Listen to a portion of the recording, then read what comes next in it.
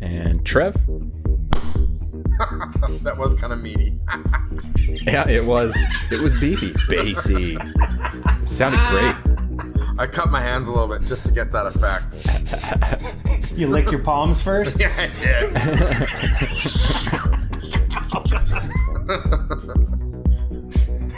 You dirtbags. Hello, everyone, and welcome to Press X to Podcast. It's January 24th, 2018, and this is episode 3. I'm Paul Sullivan, and alongside me, I've got Mac Daddy Beefcakes himself. It's Trevor Houston. Hello, hello. And less beefy, but still a beefcake, we got Shawn Petraschuk. Oh, it's still a beefcake. I'll take it. Yeah. What's up, you guys? How you doing? I'm doing well. I'm a little brain fried learning this new job and all that, but I'm doing well, I think. Yeah. No, I'm doing good. I'm good. How's Trevor? Fabulous. I'm a little tired. We just came back from a hockey tournament in Victoria, and there were some beverages consumed. Just going to say, you might be a little brain damaged yourself. Yes. But it was fun. It was good time, but it's good to be back. Good to be back playing video games and on the pod. That's another good podcast title. On the pod. On the pod? Yeah, that could be our third cast if we ever get there. Right alongside Download, Don't Listen. That's right. So what do you say, guys? Should we talk about some news? I think there was a lot of news this week in comparison to last week, wasn't there? Yeah, last week was weak. Weak sauce. We were digging the bottom of the barrel. Wait, we didn't do the sound bite. The news. Oh, we're rolling with that? Well, we don't have any other sound bite. God damn it, we better write a jingle. I swear, one of these weeks I'm just going to take that and I'm just going to put it to a beat. The news. I think it could actually work. So what did happen this week? What are we going to talk about? Well, Nintendo got into cardboard boxes. Oh, right. Yeah, that's right. That's the biggest news of the week, we'd say, isn't it? It probably yeah. is. Yeah, it probably it is. Oh, I'd say without a doubt it is. I mean, when I was watching the reveal, it's definitely really, really cool. I mean, don't get me wrong. The tech behind it, I mean, it feels weird saying technology when I'm talking about like assembled cardboard, but you know what I mean. It's pretty impressive the way it will all work together. I only have like minor worries about the longevity of it. Really cool concept, but how long will it last before people get bored with it? Unless they open it up for people to create in a way on their own. Yeah, it's weird. I see it going one of two ways. It's either people are going to go bananas and it's going to be sort of that Christmas must-have item, or I see it completely flopping. But I think in saying that, you know, I think it's one of those low-risk, high-reward type gambles for Nintendo. I mean, it's cardboard. Like, how expensive could that possibly be to make? Like, they are going to make, like, even if it doesn't sell that well, they're still going to make some money on this thing. And I think it's already kicking up a buzz. Like, I got a hockey buddy who's not even really a gamer, but he just bought his kids a Switch. And even that capture design, he was talking about it quite a bit. He's like, wow, that was really cool. Like, I've never seen anything like that. It's so creative. So, you know, if it has, it's always kind of like one of those things. If my non-gamer buddies are starting to talk about it, it sort of piques my interest and makes me think, well, maybe this will take off. I don't know. I mean, it could definitely take off, but I mean, I think it's just a gimmick. It's what depth can there possibly be, except maybe in the robot punching game? Well, yeah. and we haven't seen much in terms of games. Like, we don't know what those mini games are. I don't think we've really seen much, yet, you know? Sure. I guess just 1-2 Switch has dampened my confidence in Nintendo's mini game ability. And I think that's fair. That's the thing, right? Is like you have a bunch of mini games that are fun for a short burst, but like, and that's what I mean by longevity. And I mean, and you also got to look at the price point for the base Labo was $70, and the robot kit is $80, right? That's not cheap. No, that's not cheap. So, I mean, it's a pretty significant investment. And I think the people who are going to get the most use out of something like this are going to be parents, right? I mean, there's definitely something to be said for the kids being able to put it all together and everything. That's really, really cool. But if it's a game that really doesn't have much depth to it, it's going to be cool while they put it together. They're going to play it for a half hour and then they're done. They're done. Right? I mean, and that's even if the cardboard lasts. I mean, I've heard something about, like, what is it? There's free templates or something online, but I mean, are you really wanting to rebuild those things either? Right. I think it was one of the Alexes from the site who said if he can get a couple of afternoons of building stuff with his kid out of it, that's worth the money. I think, that's different for every parent, right? I mean, for him to be able to sit around with his kids for the afternoon and spend quality time, that's cool. I mean, I've spent a lot more money in worse places just to be able to hang out with my kids and do that type of thing as well. So that is cool. I just hope that in some way that whatever that base game is, there's more ideas behind it where maybe they're going to be able to open up the concepts that they have to makers and creators who can possibly do more with it, right? And that'll really stretch it out. If there's more than what we're just seeing on the surface, which I would assume Nintendo, I would think they're smart enough to know that maybe that they need that little bit extra. If they open it up to makers, creators to just build, like, who knows, or create games, who knows, then we're going to see that big pull and people will be a lot more excited about it. But my guess is we still haven't, they've probably only given us the surface. We've seen 2.5 minutes of a trailer. Right. Where you can build a fishing rod, a piano. Actually the piano I felt that was pretty neat. I mean, if it's, if this thing can be used as a learning tool, I mean, I think that's an angle that could, give it some shelf life and stretch out the life of this thing if this becomes sort of a learning tool as well. So all I'm going to do is play chopsticks on it. That's it. I'll probably spill root beer on it or I'll rip it. Like, there's just no way that it won't be smooth sailing when I try to assemble a piano with that thing. Like, are you kidding me? Nobody likes a soggy keyboard, Trevor. No. I mean, I'll rip it. I'll sit on it. Like, I just know it won't go well for me at all. Really proud of yourself with the soggy keyboard, aren't you? Yeah. I kind of am. I laugh at all my own jokes, folks. I mean, somebody's got to laugh at them. Hey, well, if no one else will. Speaking of toys, PlayStation is making amiibo things. Those were cool. Did you guys hear about that? But yes. Are they... Okay, let's clear something up here. Are they really amiibo-like toys? Like, do they actually use any sort of NFC or RFID type chips? No, or I don't are they think just so. Decorative toys? I think they're just decorative, aren't they? Yeah, they do not contain an NFC chip, but they are PlayStation characters on top of a base, and I think that's kind of what people want amiibos for, isn't it? I mean, that's why I have a Tom Nook. I guess, but I mean, kind of looking at them, I mean, they're just figures, though, aren't they? They're just figures you throw on your shelf, and that's the end of it, right? Yeah, and I mean, I don't know. I mean, I guess that's cool, but I mean, you can get figures of these characters probably already. I mean, I don't know. I guess it's cool for someone who really wants it, but I have seen some people saying that they look kind of cheap. It's a pretty specific collector that's going to go out and get this stuff. It doesn't add anything into a game. I mean, I'm never going to say that they shouldn't release something like this because it's neat for anybody who wants it, but I just don't see it having like a crazy mass appeal, especially in terms of the amiibo. I mean, the amiibo, they do something, in a sense. I think the ones we posted on COGconnected.com, COGconnected on Twitter, Instagram, Facebook. Just getting that out there. Are you going to keep this up for every episode? Every episode I'll get it in because I'm a company man. Everyone's got to have a gimmick. That's right. The ones we posted on Facebook or on our site though is they're only $10. So I mean, it's kind of they're pretty cheap compared to a lot of the figures I've seen. Yeah, well, there you go. I mean, for $10, I mean, yeah, you probably spent your money on worse. Right. No, I definitely have. 8 ball of cocaine, you know. Yeah.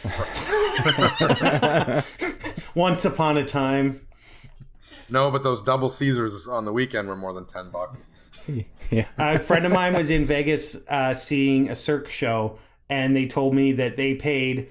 Ended up being something almost $50, almost $50 for 2 peach vodka beverages, as they put it. And I'm like, you know, I mean, and in our Canuck funny money, that's like $70. I'm like, you just spent $70 on like what, 4 shots of liquor max?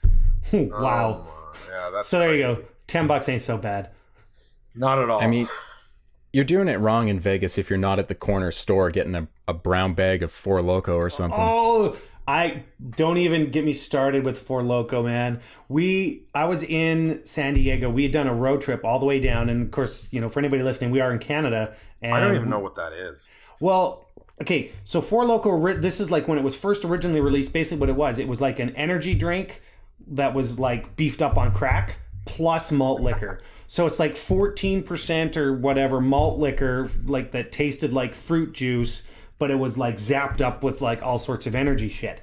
So I go into the nasty. local, I know, and I go into the local 7-Eleven, and I looked at it, and like they came in pretty big cans. So I'm like, well, 2 cans for me, you know, at home, that's like drinking a 6-pack of beer.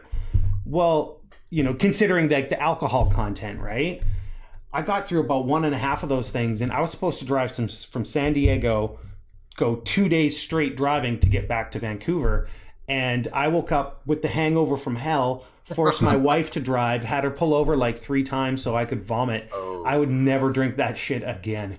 Awful stuff. That sounds pretty Awful nasty. stuff. It tastes like Hawaiian punch too, so it's you know it's lethal. At the first sip, you know you're done for the next day. Yeah, if it tastes like Kool-Aid and you know there's booze in it, you know you better tread carefully. And I didn't heed the warnings. I just went full barrel. Speaking of going full barrel, oh my God, that segue. Yeah, I was waiting for it. Genital jousting has a story mode, and according to our news post, it's getting a full release all over Steam. Full release.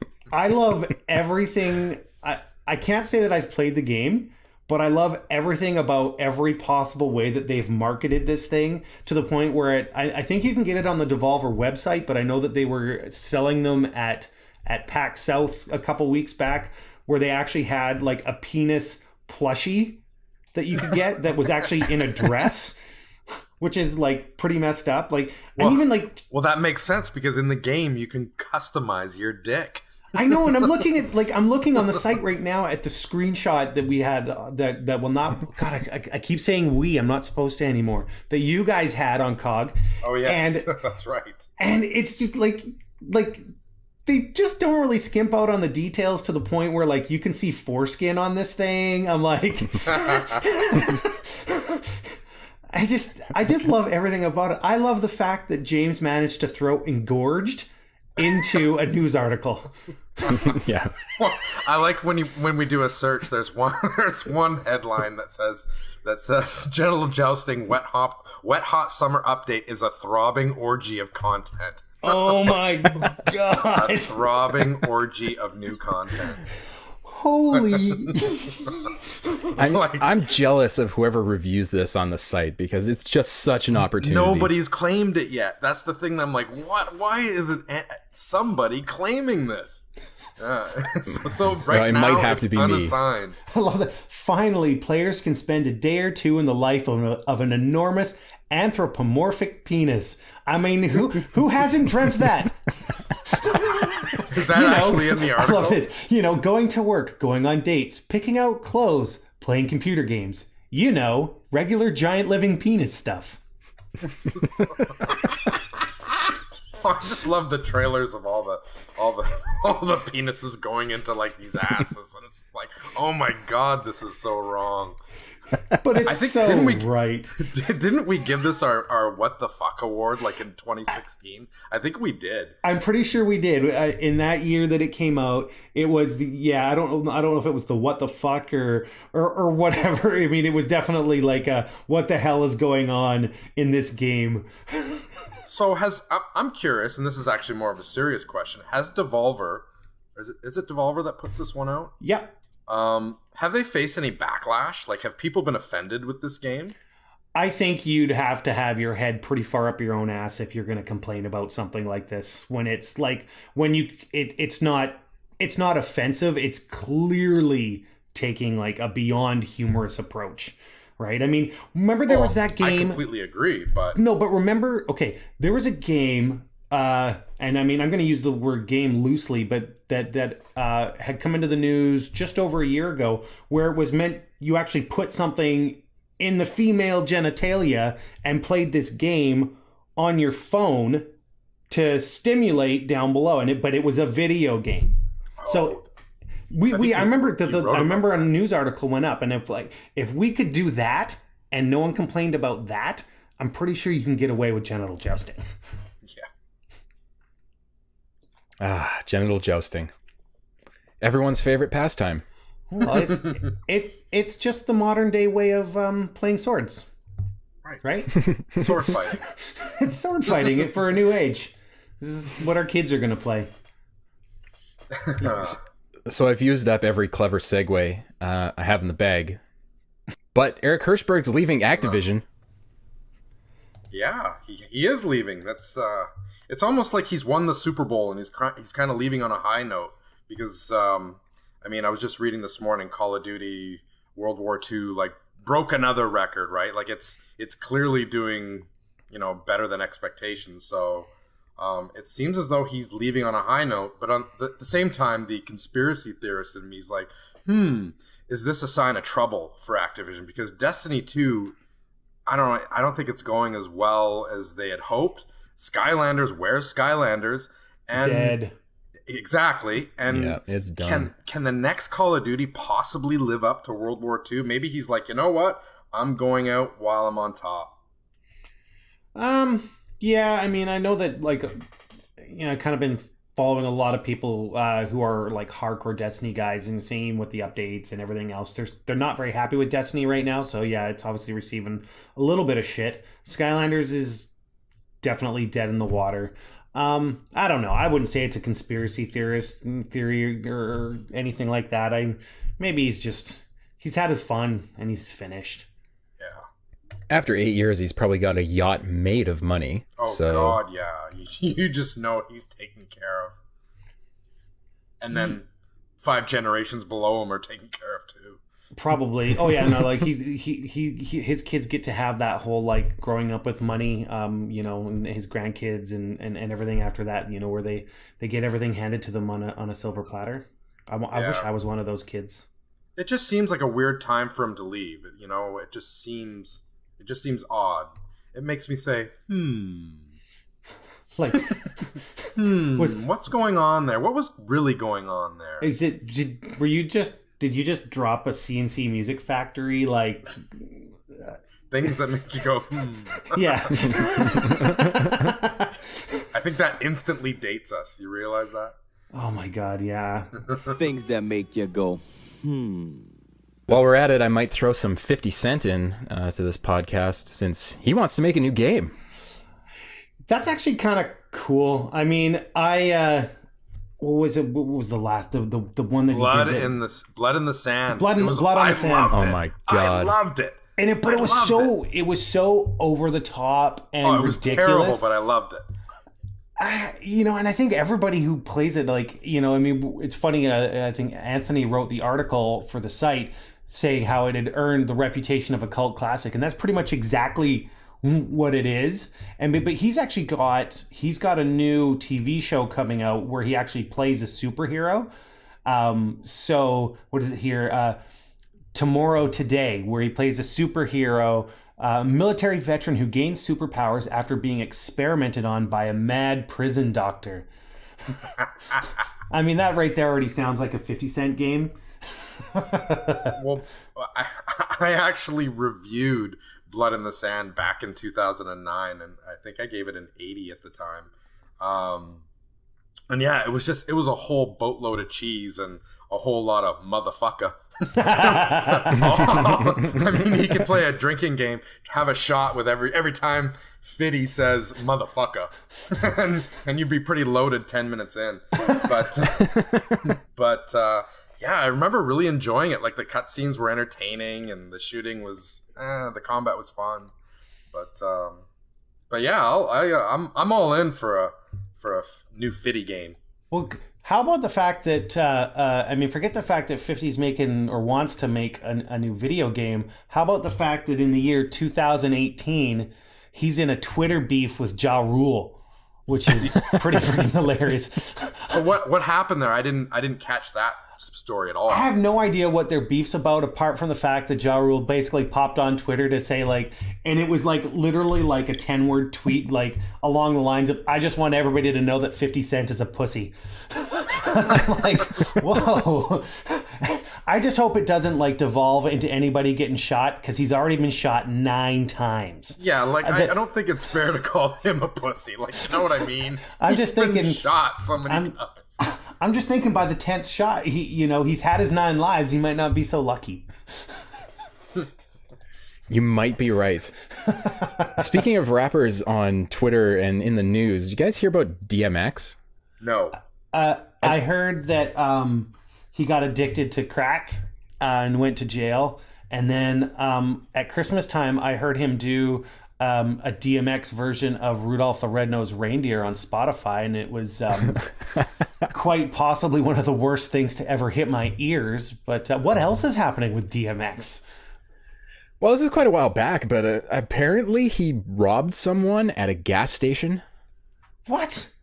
Yeah. X is gonna give it to you. That's right. Literally. That's my classic party move is, gets to a certain point in the night, you gotta see if the DJ will play DMX.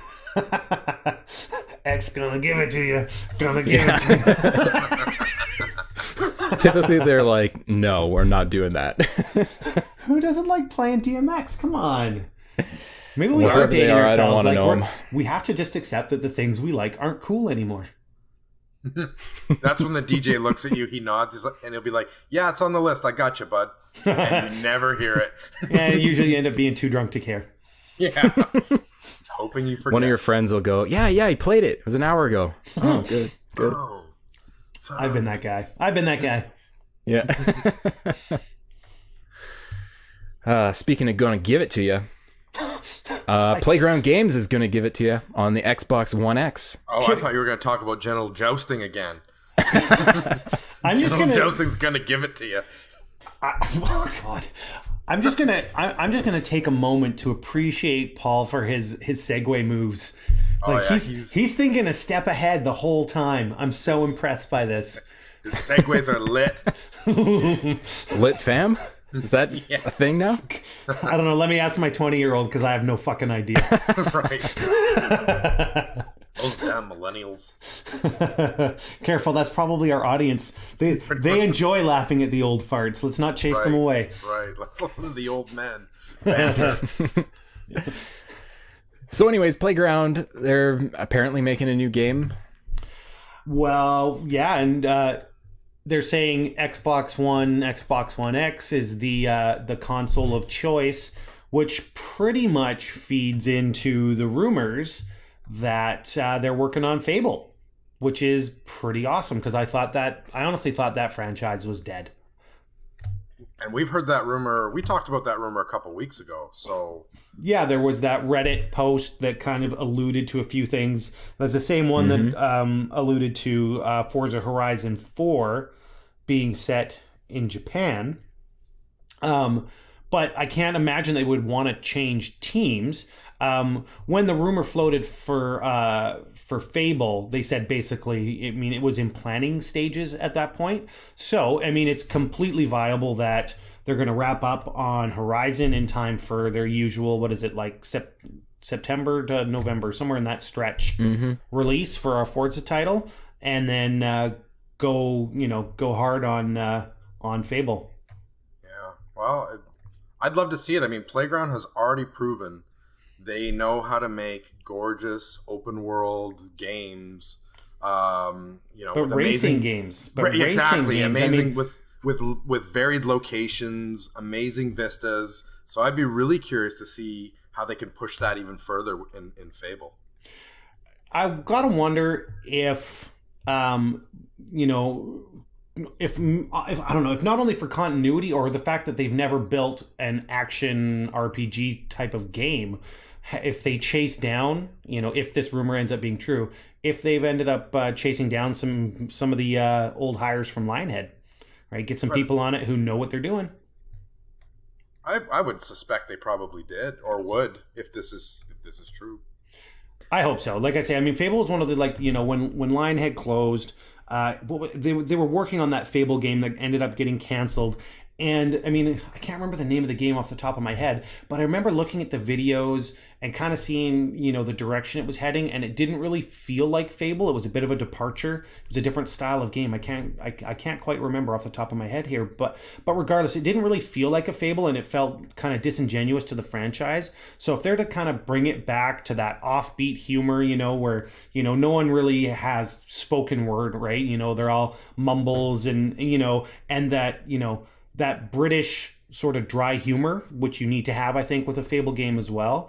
If they do everything right, I'm so glad that it's coming back. I really hope that we end up hearing about this at E3. I suspect we will. It feels like we will.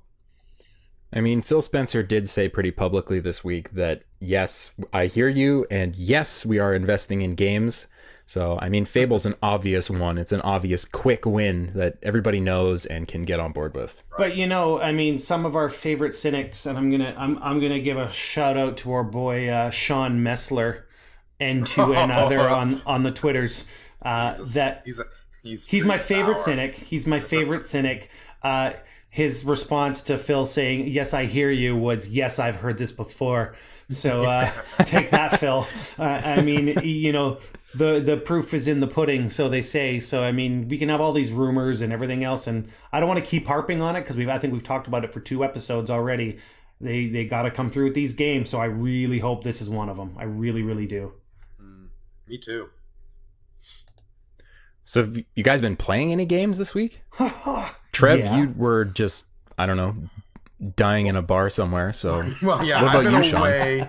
I've been away most of the week, so I'll admit I other than playing my mandatory Madden League game, which I just got destroyed from Alex, who owns Victory Point website. I gave Alex a little plug for kicking my ass at Madden.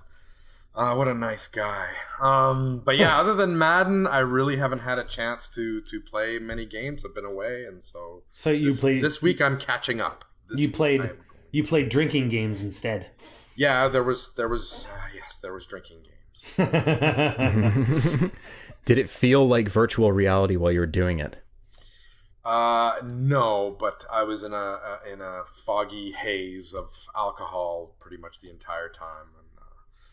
I'm still recovering. So you experienced that hangover in real life. Yes, and playing hockey at ice hockey at 9 in the morning with a wicked hangover is not recommended, kids. I'm going to tell you right now, don't ever do that. It is the worst thing in the world. Did you hurl on the ice? No, but I probably had easily the worst game I've ever played. Like, it was just embarrassing. Like, it was so bad. But hey, what's your I can't remember because I've seen you play before, but I can't remember the what's the name on the back of your jersey? Oh, you had to bring that up. Thunder. The boys out at Mission, they call me Thunder. I thought it was Big Thunder for some reason, but Thunder's good. Thunder's good too. Thunder. Hey, Thunder. That's a good nickname. Thunder. That's a good nickname. I actually, because they released the Xbox One X enhanced version of Forza Horizon 3, so I hopped back into that, and it's just, I'm starting to appreciate 4K more and more. Not that I didn't before, but it just looks so damn good. I went specifically, as soon as I booted it up, I went specifically to the Hot Wheels DLC. And it's crazy because the detail, you remember those old Hot Wheels tracks, and you can see like the fine lines that run along the track, and they just pick up every little glint of light. It's just, it looks so good. Actually, That's cool. What's really cool is that Skylar, he's my youngest, he's finally, thank fuck, moving away from playing Minecraft every second of every day, because it's all he does. I mean, it's cool because he uses his imagination, but it's hard for me to play along with him because I just get bored to tears.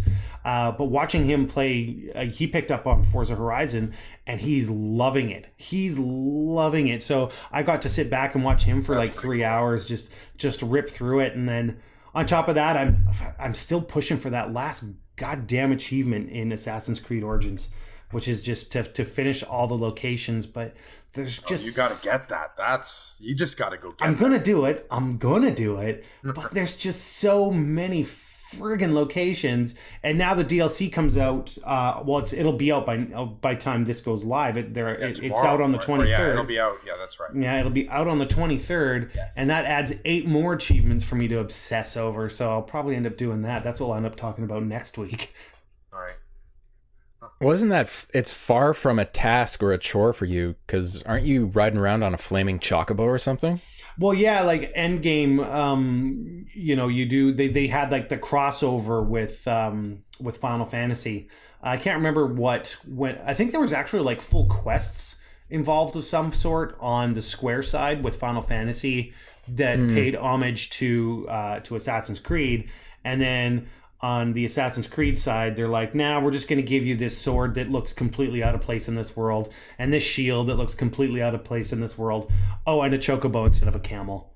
And I'm like, all right, whatever. I don't fucking care. I'll take it. Because it's the strongest weapon, the best shield. Actually, no, I think I've switched shields. There's a different shield. But yeah, and then riding the chocobo. But I actually, I bought the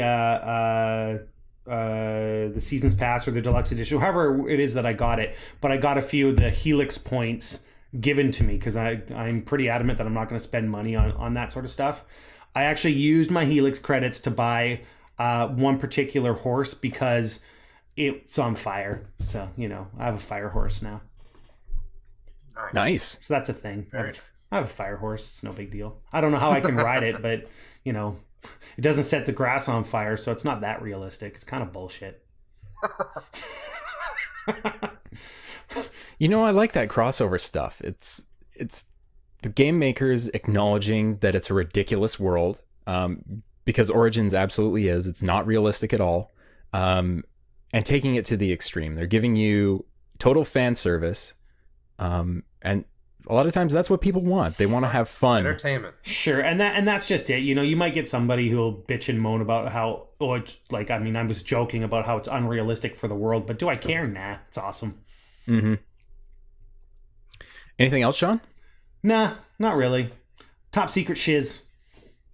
Ooh. I know, right? Like I actually can say that now. Top secret shiz.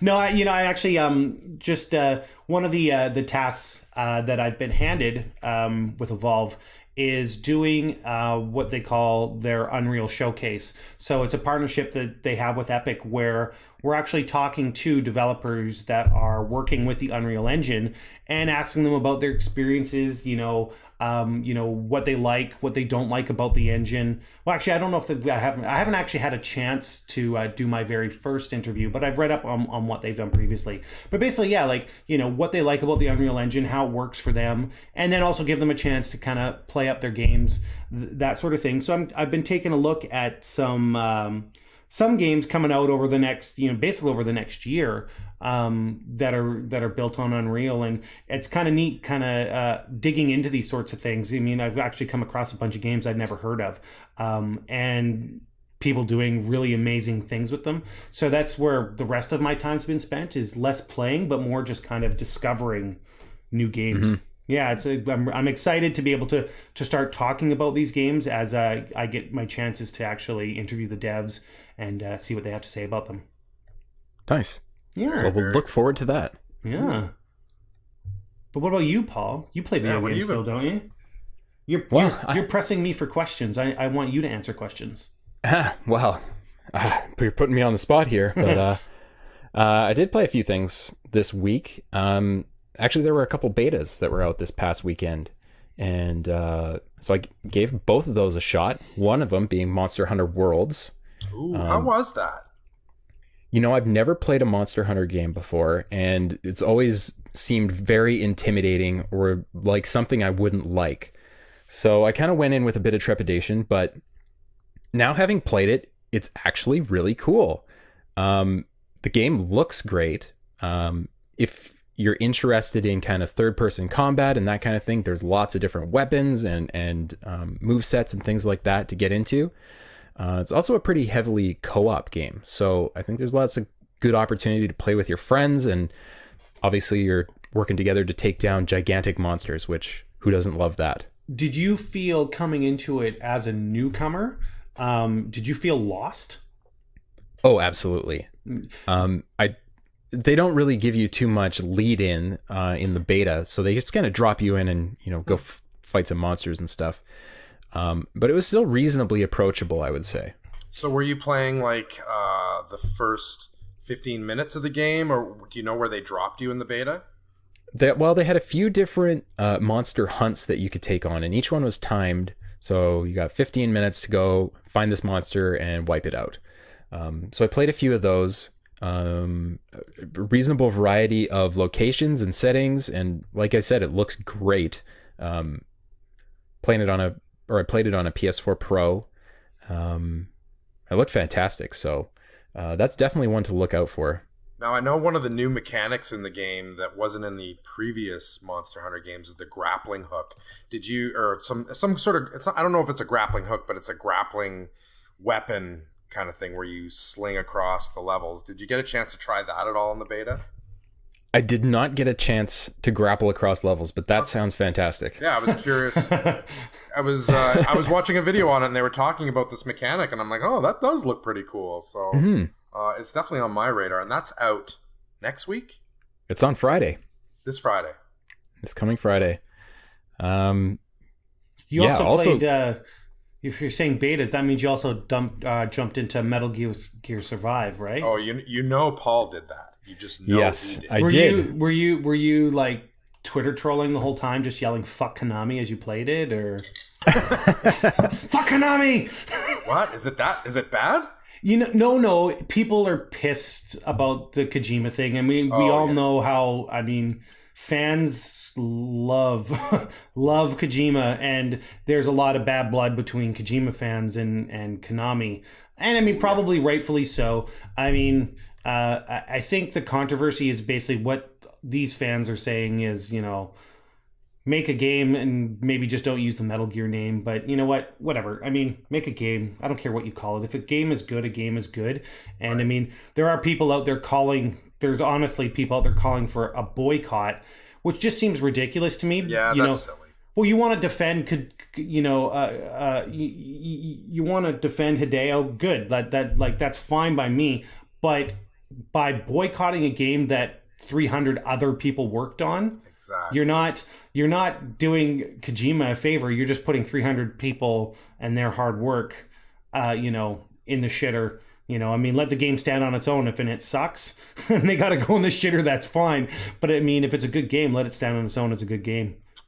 Totally agree. Is it a good game, Paul? Well, I mean, at its core, it's MGS5. So, how it plays is obviously fantastic. That being probably the best playing stealth action game of all time. But opinions, of course. But having said that, this is not really that. It is much more in the vein of like Rust or a DayZ, where you're doing a lot of crafting. There's a lot of breaking boxes and picking up nails and that sort of thing. What was in the beta was purely a co-op, basically a base defense mode, which I kind of had a good time with. So I'm interested to see where the rest of the game goes. Apparently there's a single player mode, and apparently it's as wacky as any of the other Metal Gear games. So I'd be curious to see where it goes next month once that drops. Well, it looks like Nintendo's got the market cornered on cardboard, so no cardboard boxes in MG Survive. I did not acquire a cardboard box. I did put up a lot of wooden fences, though. Oh, wooden fences. Sounds riveting. I'm sad I missed the beta now. So it's the beta's over now? It's done? The beta's toast. In all honesty, there was not very many people playing it. It was pretty hard to get a game going. But Monster Hunter was bumping, so people are pretty on board with that. It just goes to show you like where a little hype will get you, and you know, and the reverse of it, right? Bad blood. I mean, you know, you attach Metal Gear to anything, and usually the interest is really high. So that is kind of telling, and you got to wonder if Konami's maybe a little bit worried. They're like, well, maybe we should have picked a different name. It's possible. I've also heard tell of microtransactions in Survive. But I mean, I'm gonna reserve judgment until I see what they are. Exactly. I mean, I think we've touched on this already before. There's a place for micros, but they need to be implemented in a way that's not taking advantage of their consumer, right? So, I mean, if that's what they're doing, I mean, I don't know if any company at this point, after the uproar that we dealt with in November, any company in their right mind is going to approach this in a predatory way again, because they know they're going to get crucified. Well, we've talked about it. We've talked about it before as well. Like there's some companies that are doing it really well. Like Ubisoft handles it wonderfully. Like look at Assassin's Creed, Shawn, your beloved game. Their season's pass is what, $40, and you get 2 or 3 splashes of like significant chunks of content for your money. So yeah, I can't remember what the cost was, but yeah, like there's 2 I remember being expansions. cheap. I remember being very cheap and affordable. Well, I mean, $40 isn't exactly cheap, but in this day and age, that seems like a pretty good price for a season's pass. Yeah, I mean, I guess we should make sure that we're clearing like Canadian. $40 US is, you know, we're almost buying a new game. I believe it is like a $29.99 or something like that. The Hidden Ones is the one that's coming out, that will be out. And then Valley of the Kings is the next one. And it comes with, you know, your standard stuff, your level increases and everything else. So the second one comes with a 10 level increase. So for a total of 15 between the 2 DLCs. So, you know, 15 level increases pretty much speaks to the fact that there's probably a ton of content to go with it. So yeah, you're doing it right, you know. You don't. Yeah, I think so. You know, you can opt in if you want to, and you're going to get your money's worth out of it. Right. So they can do it right. Yep, absolutely they can, and that's why I say, like, you know, we could talk about this until the cows come home, where, you know, people don't want to pay more than their $60 or $70 a game. You know, they don't want to be paying $120 a game. So if it's implemented right, and you get the people who want to pay for it, that's going to supplement those extra costs. Yeah, they have to make it worth it too. I mean, well, yeah, you can say you've got lots of content, but it's got to be worthwhile. Absolutely, but I mean, you know, there's a time and a place. I mean, you look at a game like now, you know, which is, you know, almost the biggest game on the planet, we'll say, with Fortnite, and you know, it's pretty much a free to play game. And they're still making money. They're making money hand over fist because they're doing it right. It's cosmetic, man. I mean, it's the same reason people lose their shit for Overwatch, you know? They release new skins every, you know, however long, epic skins, legendary skins, and people want them. People get hyped for them, right? But they're choosing to spend money because they're excited about a game that they're already excited about playing. No one's forced into it. Yep, same deal with a game like Dota. The hat market is hot in Dota. And I don't understand why. I don't get silly, it, but people love it. Right. I actually read an article, I think it was on VentureBeat or something like that, this past week, where this guy in one of his loot drops in PUBG picked up the second rarest cosmetic item in the game, which is this like cheetah print face mask thing, and he actually wore it in game. And was getting offers from people to sell it for like it apparently it goes on, you know, whatever market for $1,300. Oh my god. But you know what's crazy is because it's on because he's playing on PC, so it's through Steam. He can't actually. I think there are sites where you can do it. I'm pretty sure. But he's basically going to sell it on the Steam market, which gives him $1,300 worth of Steam credit. So that's just buying a whole lot of games, especially at Steam prices, right? He's like, Right. so you know, rather than us, you know, putting out on, you know, whatever day, you know, buying $40 worth of Steam games that we might not play, he's going to spend $1,300 on Steam games that'll probably never play. The question is, how many Steam dollars did he spend to get the mask? Well, no, but I don't know if I don't think he would have. I think it was an actual loot drop of some type for a win. I don't know a lot about PUBG, okay. so yeah, no, it was a drop that came in game or something like that. So he basically was trying to sell his wife on the fact that, you know, the joke was that him telling his wife that they, you know, why this face mask was something akin to winning the lottery, except she didn't really seem all that pleased about the fact that it was just in video game money. She's like, take your fucking lottery winnings and shove them up your ass. Like, where's the real cash? Right. The wife and kids haven't seen him in years with that $1,300 in Steam cash. Honey, I did it. We hit the big time. Our assholes. we still Hey, have we don't know games. the guy. We can say whatever we want. That's right. So what do we got here? I'm looking at the schedule here. We have releases coming out this week. There's actually some pretty solid games dropping this week. There are. There's the aforementioned Monster Hunter World, but same day, this coming Friday, we've got Dragon Ball Fighter Z? No, Z? Fighters. Fighters? Fighter Z? Yeah. Right. We got corrected about that at E3 we did. That's right. Because they announced it and we were like, Dragon Ball Fighter Z, and they're like, I remember seeing some pretentious shithead of a human being as we're standing at the Namco booth. Don't hold back. With his arms crossed, and he because he was a dick. He turns over and he sneers at us. He's like, it's Dragon Ball Fighters. And I'm like, it's my foot up your ass, you little shit. Like, don't fucking look at me like that.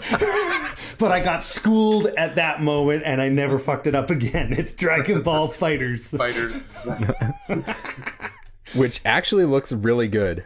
Reviews dropped today, and it's or 2 days. God, this whole like time delay thing fucks with my head. The reviews have dropped, and it's reviewing quite well. People seem to like it. One of the things that I saw being commented about it is that, as you know, when it comes to fighting games, it's actually quite approachable. You know, I mean, you're going to be able to have a lot of fun with it, even if you're not, you know, like a combo pro. Nice. I haven't checked in with. I know Michael's currently reviewing it, and I haven't checked in with him, but I know he's that should be landing in the bin any time now. So I'm curious if he's enjoying it. Well, my good buddy Mitch, he reviewed it for IGN, and I know that he had some issues with it. You know, there were some certain things that he didn't like, but if I remember right, I mean, I glanced at it earlier, it was somewhere in the 80s, you know, so a decent score. I mean, there's a ton of fan service here too, and I mean, the fans of Dragon Ball Z it's a legion of fans. And, you know, the overall attitude right now is that of the Dragon Ball fighting games, this one is the top of the top. And it's absolutely gorgeous. Like, yeah. Talk about sure front runner for prettiest game of the year in January. This is one. Yep. It sure is. It's flipping gorgeous, especially like in motion too, like full speed. It's like watching an episode at full speed. It's crazy good. So other releases this week, yesterday, if you're listening to this on Wednesday, we've got Iconoclasts, which is kind of a 2D Metroidvania game. Yeah, and it looks kind of good. I mean, it's kind of bright. It's, you know, kind of bright, but it's like, it's kind of pixely, but kind of not at the same time. Does that make sense? You know what I mean? Like kind of jagged edgy and stuff like that. And it actually looks pretty darn cool. It kind of reminds me stylistically a little bit of like Metal Slug. Yeah. That's actually probably a really good comparison, like kind of looking at it in motion here. That's pretty much spot on. Yeah, I mean, just the shooting and stuff, it kind of gives off that vibe, and I mean, it looks like it's pretty good. Reviews went live on that one. I think they might have went live today as well. I just quickly looked one up for reference. Destructoid gave it 9.5. So, oh, wow. Yeah, and Destructoid can be they can be pretty hard. So a 9.5 is a pretty spectacular score.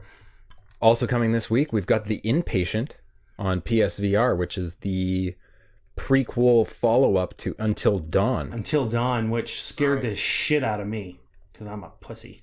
And we have Garrett reviewing that one. Garrett's on the review for The Inpatient. He is. God, I can't wait to watch his review and listen to his silky smooth voice. Okay, so oh my God, I'm so confused. So the embargo, is there an embargo, or is it basically like the game's out, you're allowed to talk about it now? Great question. I don't know. I don't know. I haven't seen any reviews for it, so I'm gonna excuse the tickies. I'm going to look it up right now. I'm on Metacritic right now, and there are no reviews yet. So there you go. There you go. But the game's out in 2 hours at the time we're recording. You know what? That always scares me. I mean, when a bigger, more well-known, or maybe more hyped up game gets an embargo, or where they don't release review copies until where it's impossible to get a review out before when people are going to spend their money, right? Like now it's out and people are going to spend their money, but there's no reviews yet. I mean, I'm with you. I often wonder, but also Until Dawn was crazy good. So I mean, and it's Supermassive. Supermassive is the developer on this one, and they're known for great games. So I imagine it's probably pretty rad. Now you can only play that on PSVR, right? You can't play that's that. Right.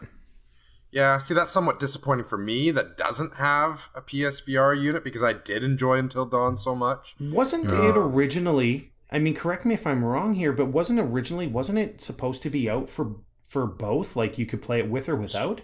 That was the original pitch, was it not? I wouldn't be surprised to see it come to PS4 eventually, but they've had such a big push with the price on PSVR. I think they're looking for their horse to take this baby into the the multiple millions. Well, I mean, it is a great platform. It's really, really cool. But yeah, I mean, obviously, like any sort of new tech, the cost gets in the way of adoption for sure. Mm-hmm. A lot of people picked it up over the holiday stretch, but they were picking up the PSVR 1.0 because there was a big push to unload the 1.0 off of shelves while they brought in the 2.0. There's the newer version of the PSVR. I couldn't tell you off the top of my head what the differences were, but there was a few key things that they've improved on. But still, I mean, I guess with that price drop, I do hear it's less cumbersome. Like there's less wires. It's a little bit, you know what I mean? It's a little bit more user friendly. So, but yeah, I haven't tried the new, the 2.0 yet either. I had my the last time I played PlayStation VR was when Paul filmed me playing, what was the name of that? I can't remember the name of that game. Here They Lie? Here They Lie. Fuck that game. That was the last time I actually had a PSVR on my head. And the reaction to that video was, from people were like literally begging me to play more horror games for their entertainment. And so eventually I am willing to jump back into VR and play Resident Evil 7 just so people can laugh at me. I'm willing to be that monkey just maybe one more time. I mean, you were at the title screen and you were shitting yourself. Oh, fuck off. I wasn't that bad. It was close. No, you were. We have the video evidence, Shawn. Oh my God. I love there's a couple of spots in that video that I can't help but chuckle at every time, because especially that part where I'm like trying to like bolster myself, where I'm like, face your fears, Shawn, don't be such a pussy, and then something jumped out at me and I'm like, fuck this game so hard. Memories. The good old days of COGconnected. Yeah, right? God, like all 2.5 weeks ago. And also this week, though, I don't have any fancy segues. Sorry, guys. Lost Sphere is coming out, and a lot of people are really hyped to get their hands on this game. So this is basically the follow-up from the same team that did that last Chrono Trigger ripoff. Yeah, Setsuna. That's the one. Whoa. Hold your tone there, mister. This last Chrono Trigger ripoff. I Am Setsuna is a good game. It's all right. Is it a tribute of sorts, or at least, does it pay homage to Chrono Trigger? Absolutely, but it's a good game that stands on its own. I think Lost Sphere is going to do the same. Mm-hmm. That's a much more nuanced take than I had. Yeah, James' review will be live by the time we go live here. He seems somewhat mixed on it. Like he's given it a decent score, 75. He likes the combat. He likes the map. Well, let's say 75 is not a bad score. No, it's perfectly serviceable. Not bad. That's a good game. But he had issue with the graphics. And he felt it just had the story had a been there, done that type feel to it. Yeah, I actually played the demo, and I don't know, for some reason it just kind of felt clunky. Something about it, I couldn't quite put my finger on it in the short demo, but interesting to see that it played out as an okay game, at least. I'm just glad to see that games in that vein aren't, getting left behind. I mean, those are the type of games that a lot of us who are RPG lovers today kind of grew up on. Yep. So I'm glad to see that they're still being made. And there's games that are being made in that vein as well that are updated, that are like really battle chasers, for example. That's an old school turn-based RPG that is just absolutely ridiculously stunning in motion that, as far as I'm concerned, didn't get nearly enough attention. You reviewed that one, didn't you, Shawn? I did not review it. No, I'm trying to remember who did. I think it might have been Alex Thomas. I think. Okay. But it's it was James. It was James that ended up reviewing that one, and it's amazing. It definitely it's respectful of the games that that inspired it. But man, did it take it in a new direction for graphics, and it's just absolutely fantastic. I've put in somewhere around 25 hours, give or take, into it. I think it's about a 40-hour game. So I still gotta wrap it up. But those games have a place, and I'm glad that they're not just being left in the dust. So even if they're not the best, it's not scoring a 95. I'm still glad it's there. Mm-hmm. Agreed. Guys, we got an email. Holy shit. What? Yeah, we did. So not only did we get an email, that right there is proof positive that there's people who are willing to listen to us talk shit. Yes, they are not only downloading, they are listening. That is awesome. So if you'd like to send in an email and get in touch with us, you can send that to pressxpodcast@gmail.com. That's pressxpodcast@gmail.com. Reminds me of like one of those 1-800 commercials where they repeat the number like 7 times just in case you didn't get it the first 6 times. Right. That's 1-800. They're desperate for callers. Absolutely desperate. Just like us. Right? Please email us anything. So this is actually a really good email. It's an interesting one. Shawn, do you want to read this one out? I got this. Yeah, let me 2017 was definitely one of the greatest years of gaming. For me, it finally reached the heights of 1998 and 2004-2005. My question for all of you is if your favorite games of all time coincide with any landmark years. My favorite game is Thief: The Dark Project and came out in 98, the year when games started finding more ways to tell stories. And then this is kind of a secondary question. Can any of you recommend any good immersive sims if you know any? And also, what the fuck is Square Enix doing with the Thief franchise? There's no name here. Who sent this email? So we can who did send throw it? some props. Well, it's Crazy Jerry Mouse 555. Thank you, Crazy Jerry Mouse. I'll take it. And props on your email name. That's really great. Well, I'm willing to tackle this first. For me, my favorite game of all time. I don't know if it actually came out I don't know if it actually came out in any sort of landmark year for games, because the year was 1977, and I don't know if it's the most fun game to play, but I play it every day, and it's that game called Life. Wow. I know. Bum, bum, bum. What an absolute thud that is. I have an actual answer for the question. I'm just fucking with you guys. Folks. He's here all week. I have a real answer. No, you know what? My favorite game of all time is Skyrim, which came out in 2011. And I made sure that I actually looked up some games that came out that year. I don't know if it's necessarily remembered as a banner year. I don't remember people really going on like, oh my God, 2011, holy shit. But when I looked it up, there's some crazy ass games that came out in 2011. Batman Arkham City, Portal 2, Dark Souls debuted, LA Noire, Deus Ex Human Revolution. What else came out that year? No. Bastion, which is like an amazing indie game. Dragon Age 2. Dragon Age 1 was better, so fuck that game. Saints Row the Third, Arkham City. Bulletstorm is another one that I actually had a lot of fun with. The Witcher 2. So yeah, I mean, it was a great year with a lot of really, really, really good games. Mortal Kombat 9, that's when the X-ray thing came in, which I love. I love the X-ray mechanic.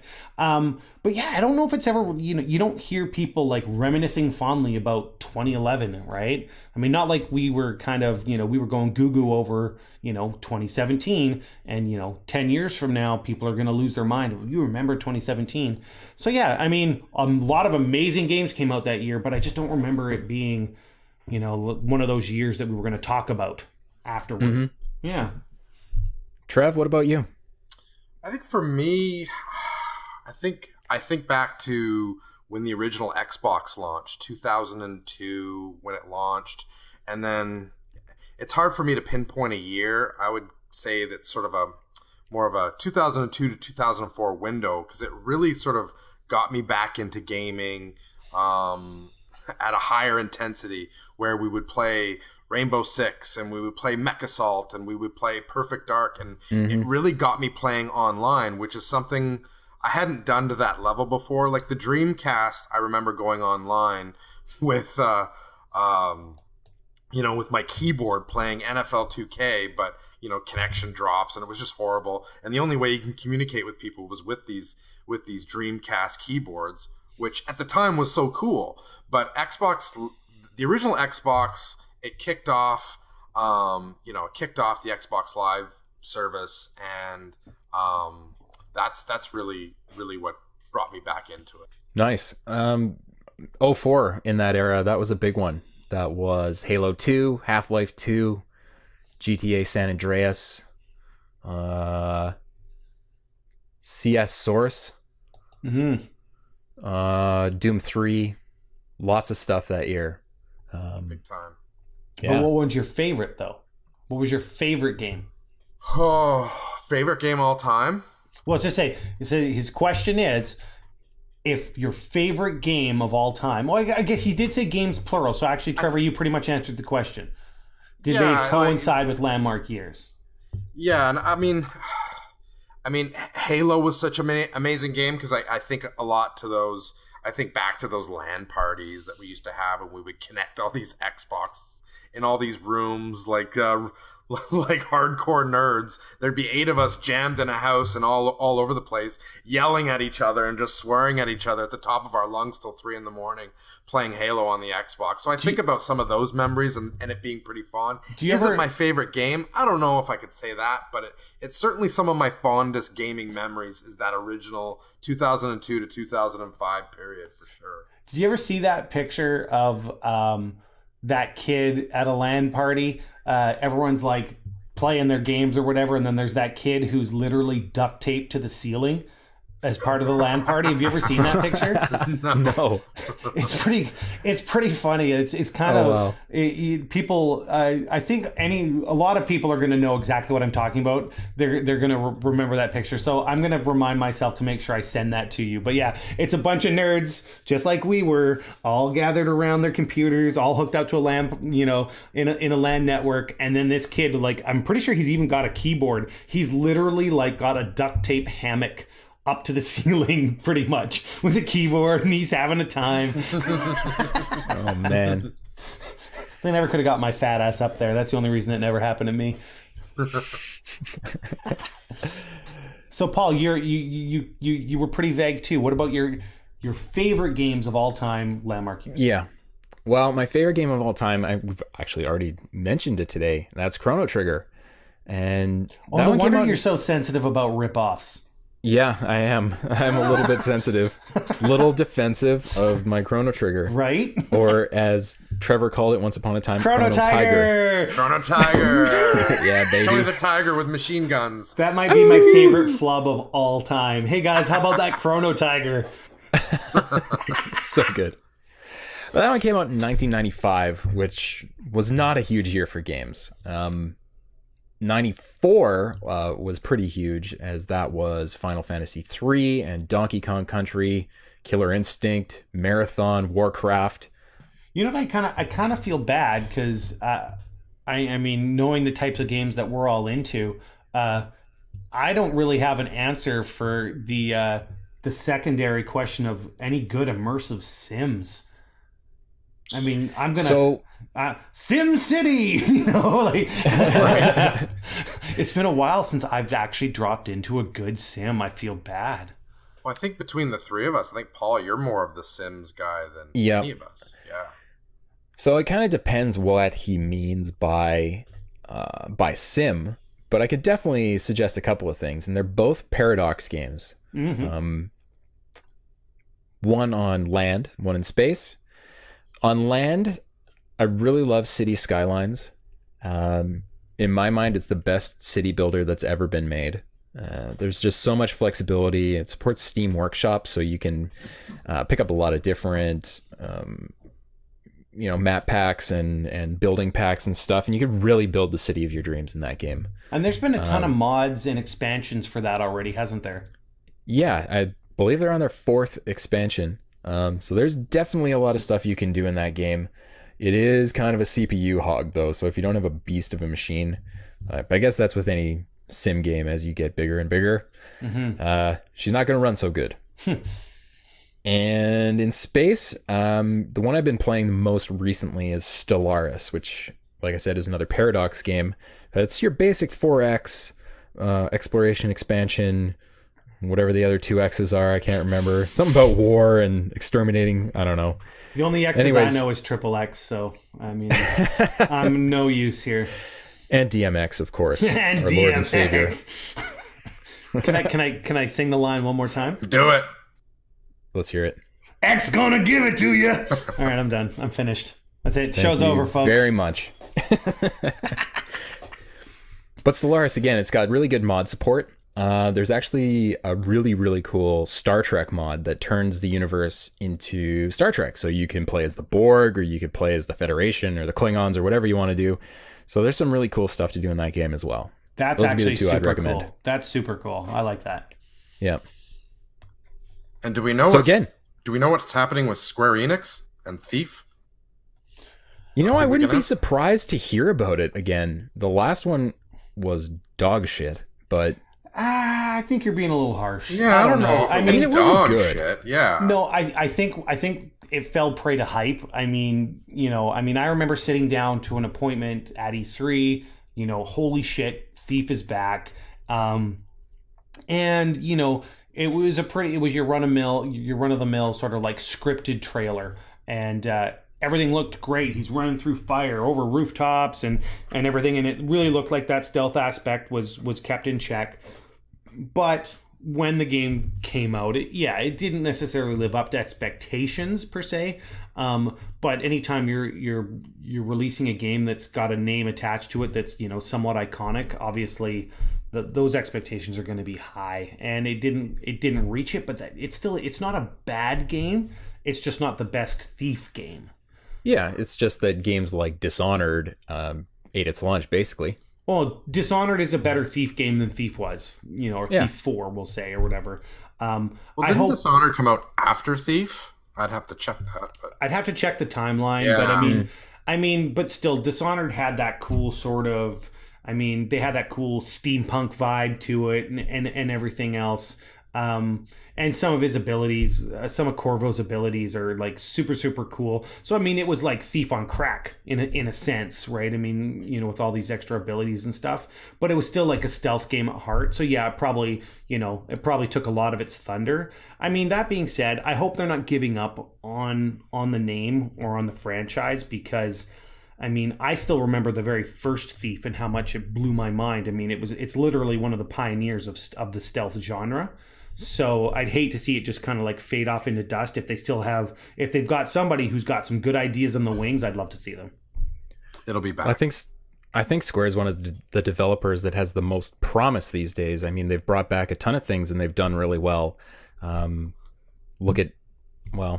guess Hitman didn't actually do so well on a sales level. I knew you were going to say Hitman because I know that like how hard you got for Hitman. Yeah. Oh my God. Genital jousting. Genital jousting hard. Yeah. But I respect the fact that when Square basically dumped Hitman and gave it back to IO, wasn't it? I'm pretty sure it's IO. They gave that license back. They gave everything back to allow IO the ability to continue developing that franchise. Right. So there's still more on the way, is there not? The last time I checked, IO is planning on creating a lot more with the Hitman franchise.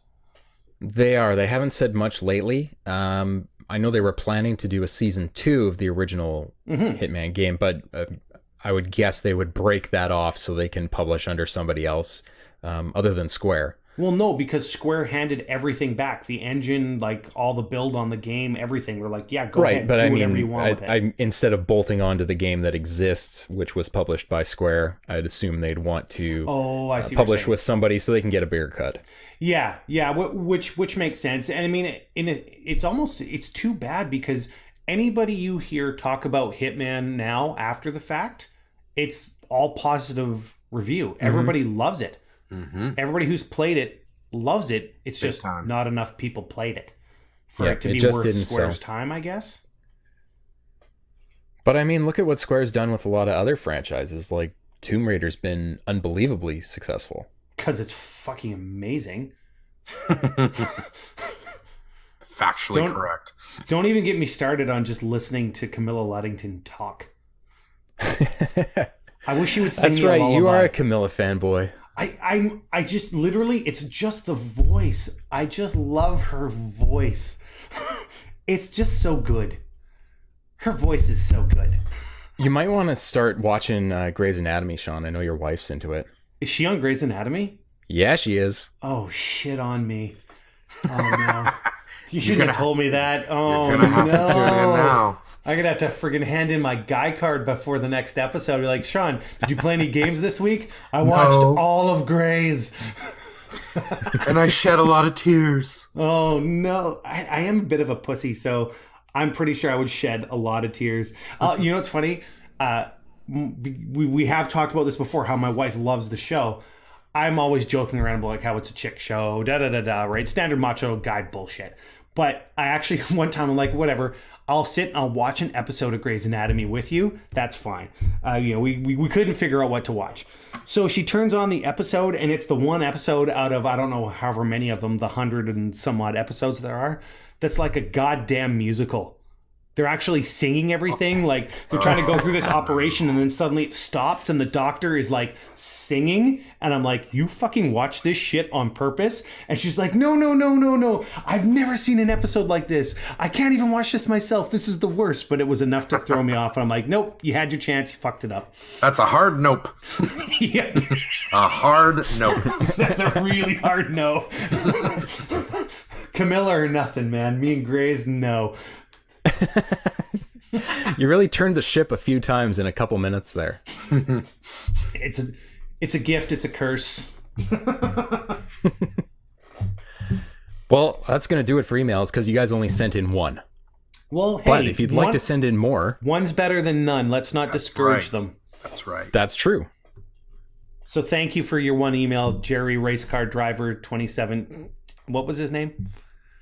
It was something like that. That was close. Let's go with that. Whatever. I mean, I remember Jerry, and I really appreciate the fact that Jerry sent in an email. Thank you, Jerry. You're my homeboy. You might not know, but I'm doing that whole, like, hit my chest and 2 fingers out thing, like, saluting him like a homeboy. You belong in 50 Cent Blood on the Sand. That's right. Me and Fitty, we close. We tight. Motherfucker. Wow, I love our banter sometimes. It's just so stupid. And on that note, it's time for this podcast to be over. Right?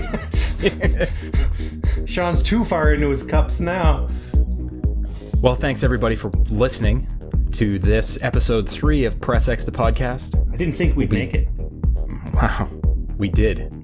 We've made it, and we're going to continue making it. Yeah, we are. Every Wednesday from now until eternity. We hope you'll join us again then. Thanks for joining, yeah. Thanks for listening, friends. Peace out. Adios. Adios.